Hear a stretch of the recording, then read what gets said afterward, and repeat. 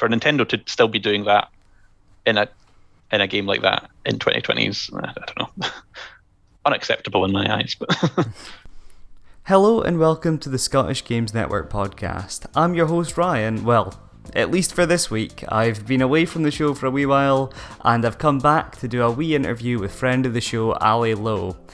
Unfortunately, I'm back with a bit of a fizzle, not a bang.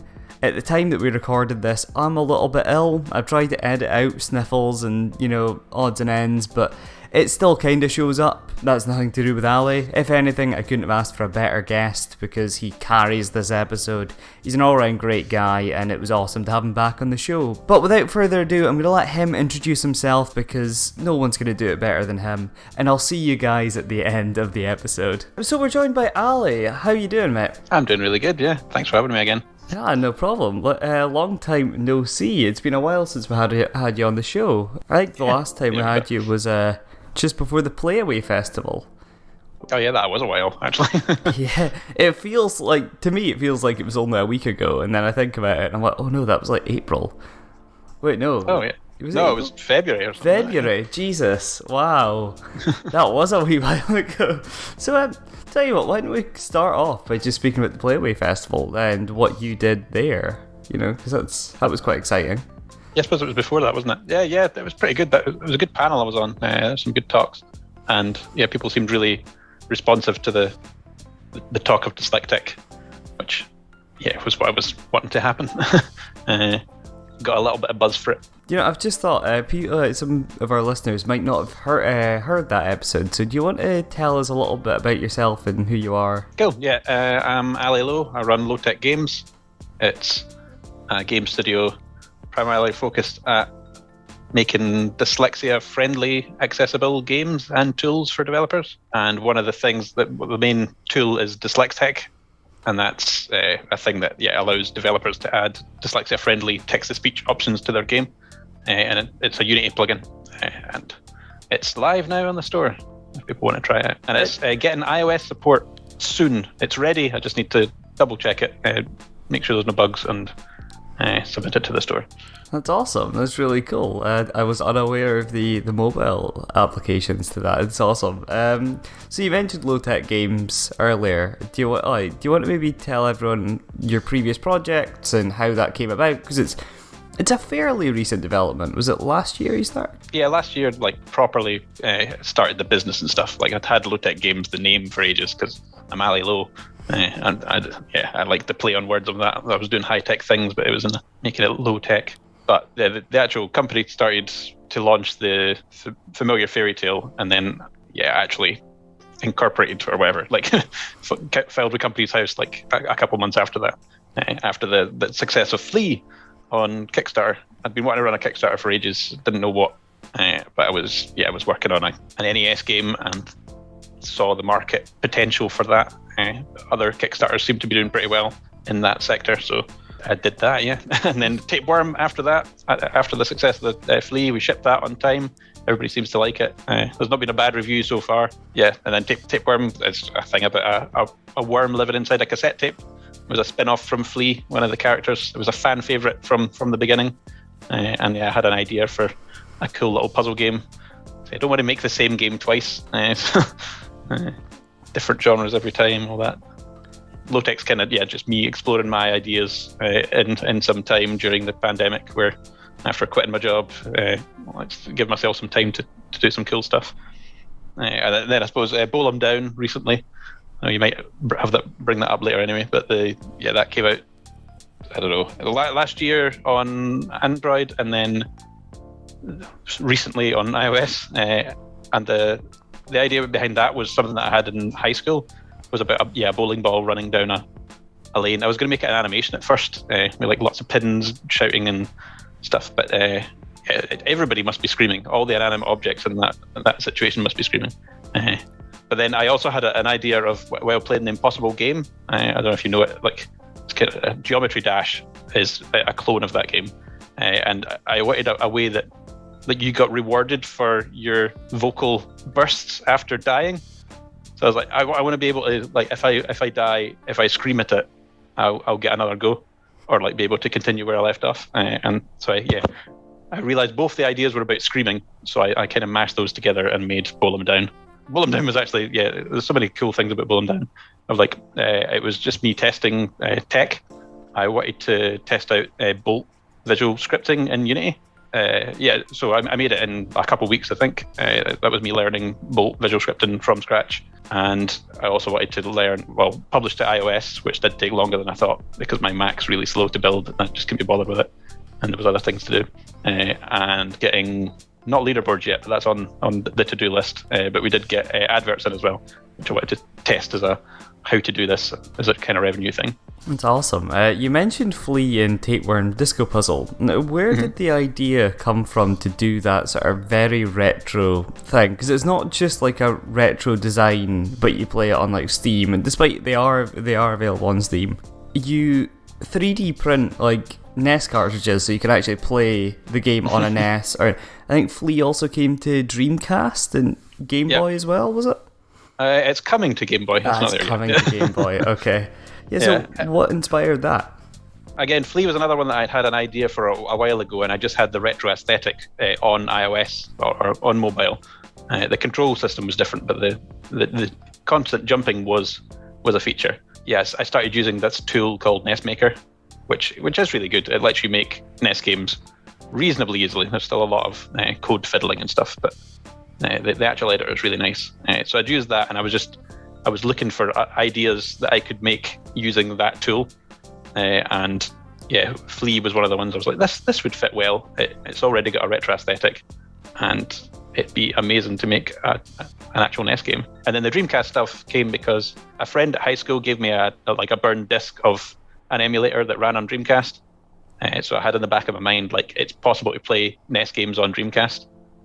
So I looked it up, and it's an open source project. I paid someone to modify it so that it was a slightly more better user experience, and added a little picture to the VMU of the Flea and stuff. And then, I made that open source. That's Dreamcast, NES to Dreamcast on my itch page, if anybody wants to use it. I think there's a couple of people say that they're going to use it in their Kickstarters and stuff since I've released it, but no one has actually did it yet. I think I'm the only one, but they should, because the Dreamcast, the price to produce it is so much less, and I've seen so many more sales than the NES one, just because of the actual, like, the base price to the end user. Yeah, like, it's just a more accessible console to have than the NES, which is a bit of a collector's item now. Oh, there are a lot of, like, new clone consoles out for the NES now. Some of them are a bit pricey and stuff, but I do recommend the Retron HD is my favourite one of the HDMI output ones. Perfect. Well, tell you what, if when this episode goes live, if I've forgotten to put a link to the Retron HD in the show notes, shout at me and I will do it, because we need to get on that. I need to start, linking things in the show notes more often. It's definitely something that I don't do enough of. But so I was going to ask, what have you been up to? But I mean, I think we've A, covered it, and B, like, it's a massive, massive list. So I reckon if I do ask that question, we're probably going to be here all day. But is there anything else that you haven't told anyone that you're working on?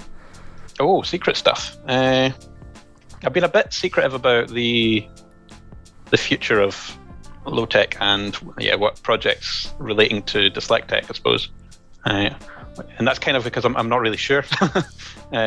We've got a couple ideas that might work. We've got Flea HD in the works, which does have, like, some text in it, so I could incorporate Dyslextec into that. I think that the focus next is going to be working on games that can highlight Dyslextec, so that it's got, like, games to show it off, so that other developers will come on board. So we're Time Tom, which was one I made about, like, metal detecting at a game jam with a friend. And it was him that actually did the Mac and iOS ports of Dyslextec as well. So it's been quite good working with him. So make a game about that, and I'm going to put more text in it than I usually would to show off the tool. And another one, possibly Playhead, which is a time-based puzzle platformer where you play inside a YouTube player.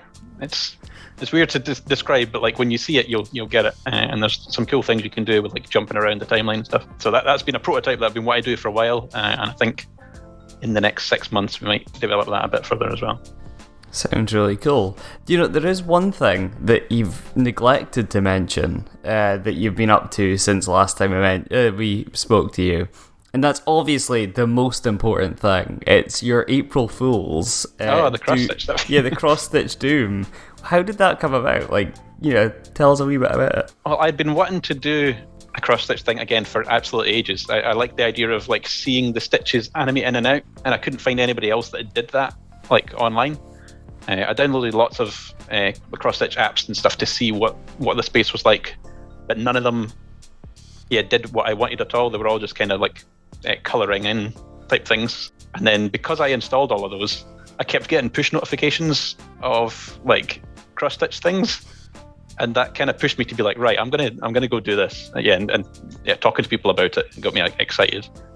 So I wanted to make the editor at least that could build to test to see if it looked cool in the first place. So I've got that in Unity, and just built it up. It worked. It's not the best. If you showed it to a coder, they would absolutely hate it. It's more like a piano roll the way I've set it up, and pixels get stuck and stuff all the time. But yeah, it's been an idea I wanted to do for a while, and that was the digital side of things. And I made some cool animations. Then I was like, wait a minute, can you do this physically? Is there a way to do this physically? And then I got out the Kinect set and some string and some bits of paper and stuff, and figured out, if you do this, you can make it look like it's animating, and it's technically it's just changing the color of a part of a string, but it looks like it's animating. So made one of them, made a 1x1, 1x. Cool, this will work. Scaled it up to the 2x2.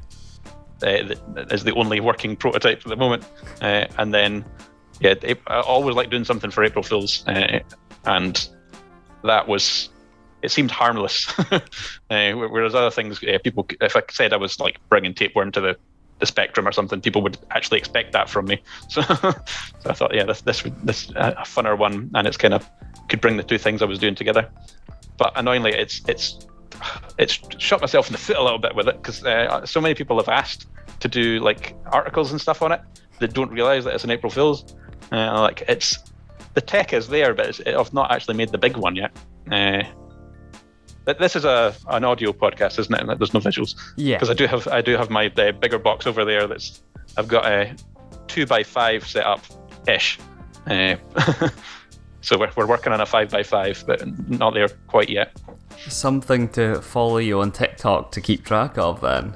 Yeah, I've not done a TikTok in a while, actually. I need to do that again. Oh, and that TikTok absolutely exploded. And I got a bit more things on TikTok, and it's weird because you can see all the videos around that in your feed kind of boost in numbers, and then the ones down the bottom again just trickle out. But you can probably just see it the numbers around that are bigger and then smaller again. Yeah, it was mad the amount of views you got. On the day you uploaded it, on April 1st, I think I wrote the article. We sort of teamed up to do this, and admittedly it was all you. I just sort of wrote up about it, but we wrote the article about how you'd animated Doom and cross-stitch, and then later on in the day I was like, right, we'll have to write a follow-up article just saying April Fools, it's not actually. Yeah, but I never knew when to like actually post it because like it's an international thing. Yeah.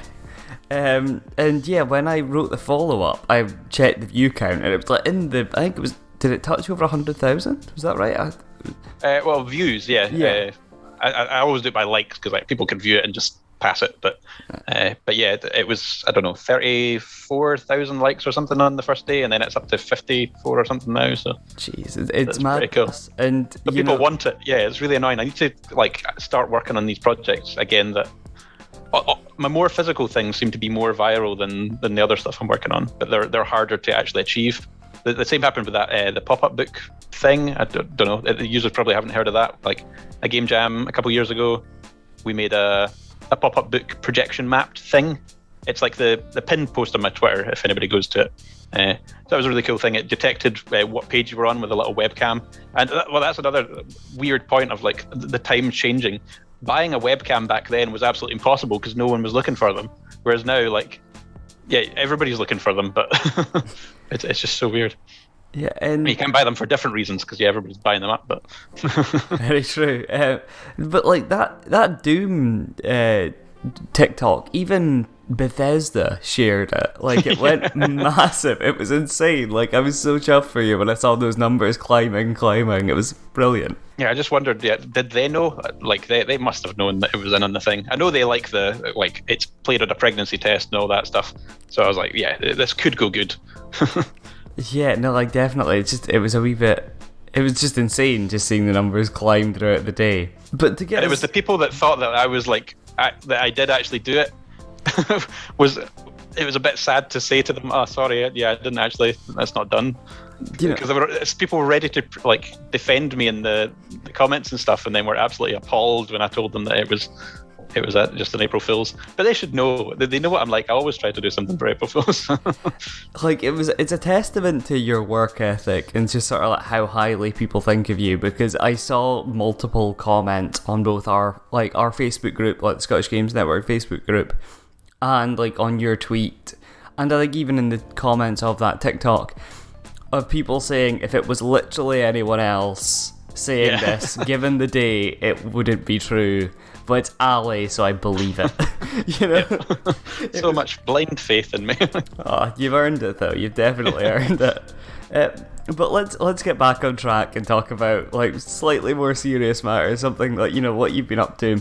You mentioned Dyslextec earlier. How did that come about? Sort of, yeah, like you've already explained what it is, but yeah, how did it come about, and what were the sort of challenges and stuff you faced while you were trying to make it? Yeah, Dyslextec. So it was. I've been dyslexic forever, and it's been very hard, like playing games with dyslexia. So I made a familiar fairy tale to show off what it's like to be dyslexic, and then had to come up with a solution to think. I couldn't just put that out and say, "Here's the problem, go deal with it." So yeah, I think I had a drunk epiphany one night in the pub. Back when we can go to the pubs, and I was rambling to all my friends like, this is my meaning, this is why I'm here, to make games more accessible for dyslexic people. And yeah, then I heard that there was a voucher scheme thing. I did try to build this myself in the first place, just pulling bits together, and kind of got something working, but yeah, it wasn't good at all. And yeah, I wouldn't want to give it to people to put in their games is the difference. So yeah, in-game accepted my proposal to do this thing. They helped make the Windows-based version of the tool, and that was really good working with those guys, really good guys. And then yeah, from there, it did take longer than we thought, I think, because the pandemic happened just at the start of that as well. So the timeline got a bit skewed. But it's out now, and say it's getting more platforms added all the time. Android's the next one to get tackled. Then there's a few usability bugs that people have brought up that will get sorted after that, and then I don't know where it's going after that. More platforms, or yeah, just more features maybe. Looking into more disabilities maybe. I've got some chats with some people representing blind gamers coming up with the Beyond Games Festival today.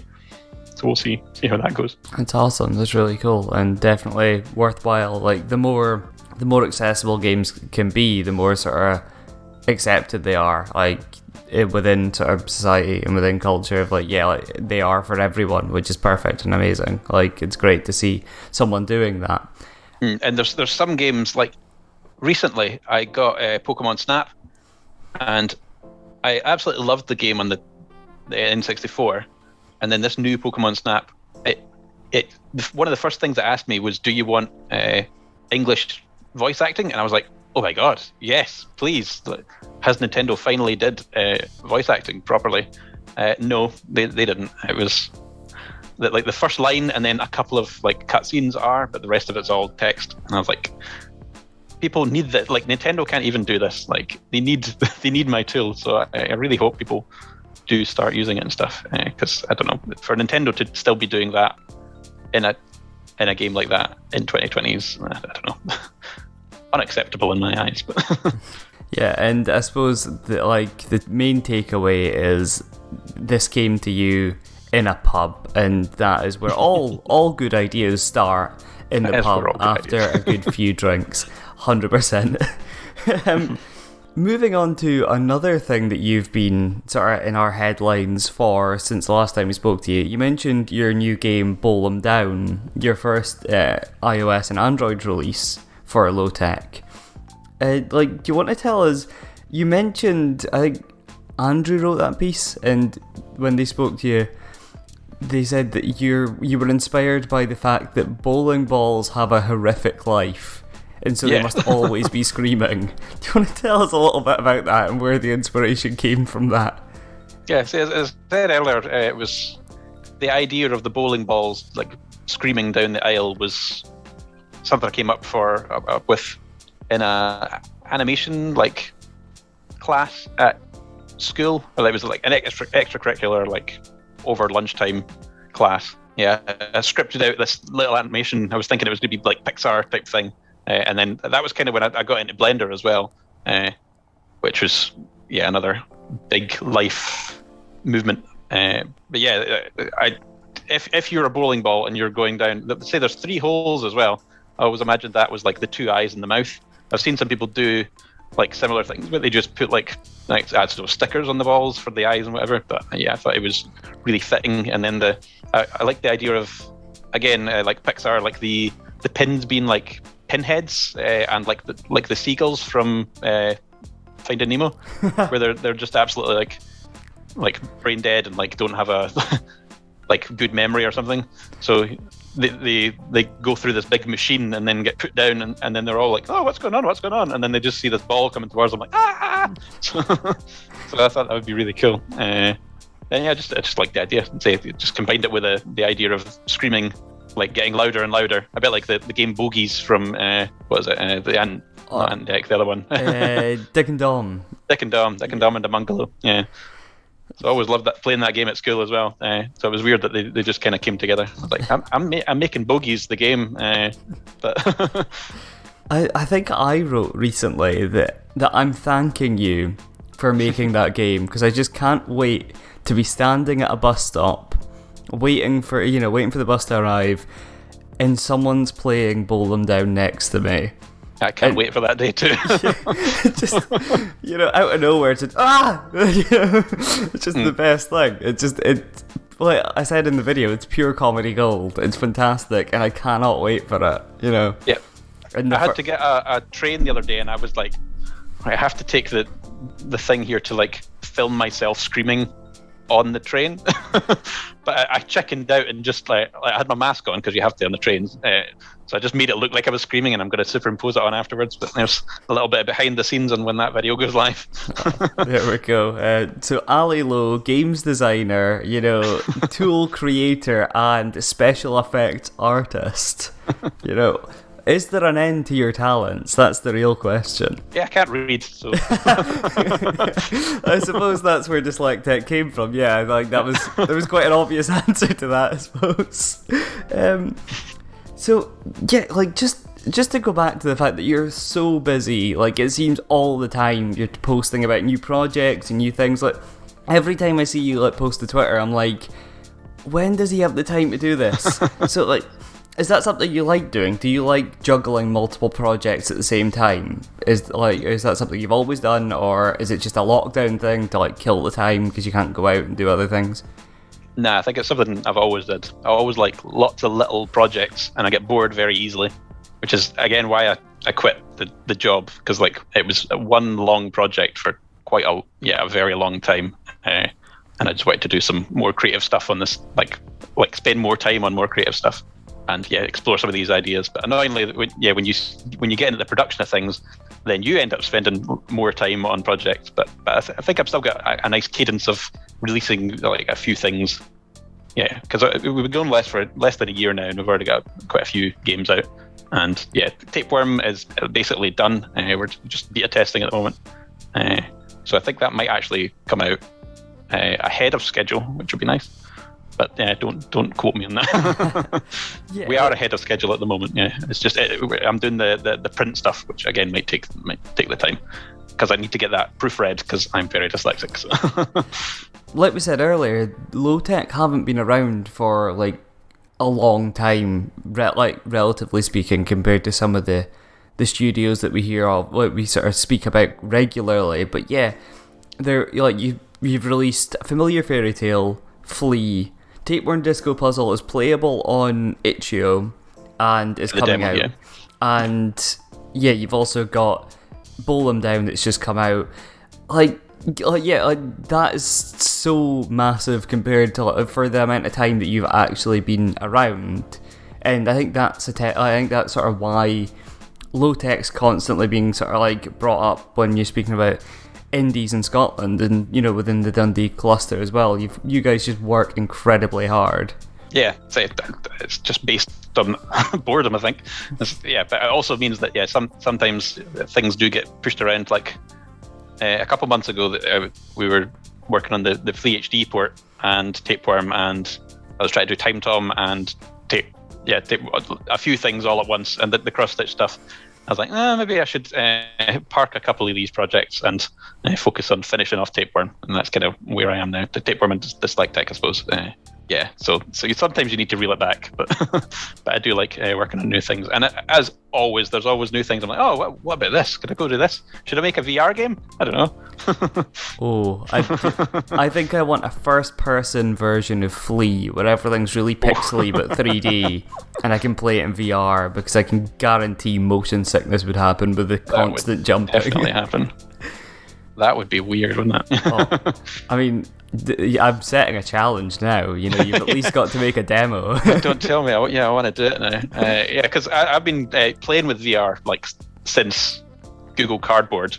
Like the first day it got announced was at a game jam, and I was like, oh, let's go make a Google Cardboard, because they released the plans or whatever. The only hard bit was like the optics to get. So I ran around all the pound shops in Dundee and was like, do they have anything I can use as the lenses? And there was like glasses repair kits that came with one little magnifying glass. And yeah, it turns out those were the exact right focal length to get your phone in focus on the Google Cardboard. So I made a Google Cardboard for like, I don't know, it was £2 because and a spare pizza box. But yeah, I've been playing about it since then, and I really like that, like playing in VR and playing about with it. And because of that, I think I'm attuned to not getting motion sick because of like how bad the stuff was in the beginning. Like my phone was horrible, like the screen resolution was so bad. And we made one game where it was like Connect motion tracked that game jam, and it streamed to your Android phone, and it was a 2-player shooting game. And this was before any of the other like body tracking stuff. We're like, this is cutting edge stuff, but we're doing it on the absolute budget. And there was one point where we'd configured it wrong, so the Kinect was set to mirrored mode. So if you moved your head like this, it would move it like that. So I was fine with that. I was like, oh, this is weird. And then the guy who was working with was almost like sick in a bin with how bad like the motion sick was with it. I was like, okay, I must not be that in tune with motion sickness for this.